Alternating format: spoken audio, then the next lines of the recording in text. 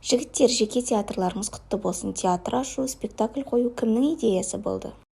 Қайсымыз бірінші бастағанымыз есімізде жоқ. Жалпы Асан екеумізде ортақ идея болғаннан кейін ол менікі сенікі деп бөлісу жоқ. Ол бір көрерменге жағынайық, біз керемет доспыз деген әңгіме емес. Ол біздің Асан екеуміздің бастапқы ойымыз ең бірінші біз киноға қадам бассақ деп ойлағанбыз ең бірінші осы. Шам компани деп, оның ішінде жаңағы продакшн, кино түсіретін продакшн бар, театр бар, басқа да салаларда осы жаңағы шоу-бизнесте өнерге қызмет ететін басқа да салалар бар, атқаратын өздерінің жұмыстары бар.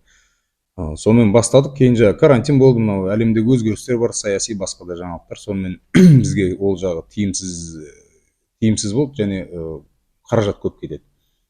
Сол себептен біз енді өзіміз неғұрлым жақсырақ білетін, өзіміз сол саланың қазанында қайнап жүрген театр әлеміне өзіміздің бір үлесімізді қосқымыз келді. Жалпы енді бұл үй ішінен үй тігу емес. Жалпы Қазақстандағы барлық өнер қайраткерлерінің бір бас түйістіріп, бір идеяға жұмыс істейтін алаң болсын деген ниеттен туған. Өнер бөлінбеу керек. Бізде бір жаман тенденция бар қалыптасқан. Әр театр өзінше бір мемлекет, бірін-бірі мойындағысы келмейді. Біздің анауымыз мықты, мынауымыз мықты. Қазір бізде бөлінетін кез емес қой, бөлінетін заман емес. Қазір бірігетін заман. Ол өнер алаңында да, театр алаңында да ол нәрсе іске асу керек деп ойлаймын.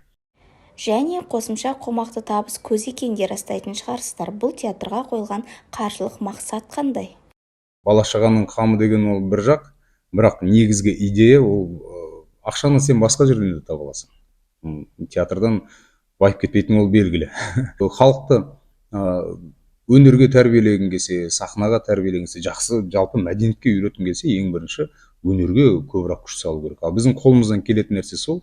Қазір күш қайратымыз бойымызда, ойымызда таза, идеяларымыз бар болғандықтан соны халықпен бөлісуді жөн көрдік. Негізгі ойымыз қазақ театрының санын көбейту, тек санын ғана емес, сонымен сапасын да көрсеткіміз келеді. Театрға неліктен шам деген атауды таңдадыңыздар? Сыры неде? Шам деген ол жарық. Ал өнерде ол ағартушылықтың бір түрі, бір саласы.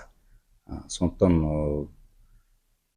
жарық болсын дедік, шамымыз сөнбесін дедік. Мемлекеттік театрларға қаражат мемлекет тарапынан бөлінеді, ал шам театрына қаражат қайдан бөлінеді? Қалтамыздан бөлінеді. Өнерге жанашыр ағалардан бөлінеді. Оны жасыратын ешнәрсе жоқ. Өнерді сыйлайтын ең бірінші немқұрайлы қарамайтын ағаларымыздың көмек қолымен осылай өзіміздің шам деп театрымызды ашып алғашқы спектакльімізді қойып жатқан жайымыз бар.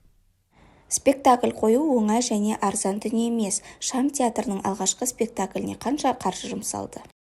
Жалпы театр өнері ол қатты ондай убыточный шығыны көп өнердің саласы емес. Өйткені жаңа айта кеткендей, мен үлкен кісілер, жаңағы аға апаларымыз қолдау көрсетті. Олар шыны керек, біздің идеямызды қолдап келді, бір сөзбен.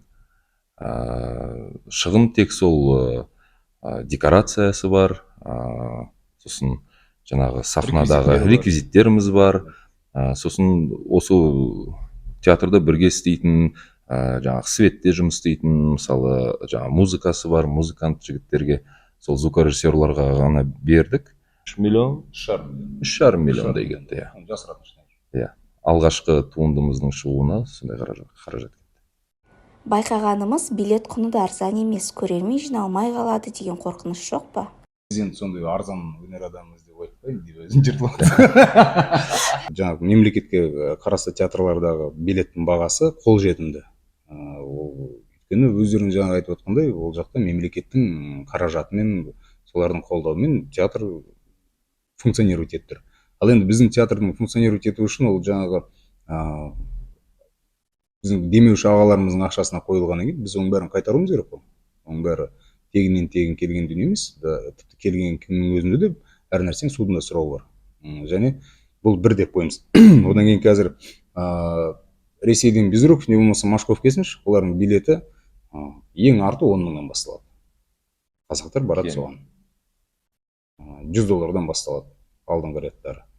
Бірақ біздің қазақтар неге кем барады? Неге бізге қазақтар өзіміздің қазақтың жігіттеріне келмеу керек? Біздің олардан ешқандай кем қалған бір саусағымыз емес. Біздің де қойып жатқан материалымыз да, көтеріп жатқан тақырып та бізге керек тақырып. Басқа мемлекетке, басқа ұлт өкілдеріне емес, біздің осы Қазақстанда өмір сүріп жатқан адамдарға керек. Және біздің басымыздан өткен оқиғаларды қозғаймыз. Және сондай жағдайда қалай адам өзін ұстау керек екенін қолдан келгенше көрсеткіміз келеді. Енді сондай бір танымдық дүниені көру үшін 10 мың теңге, білмеймін, сондай қымбат болса, онда енді патша көңіл көрімен өздері шешер.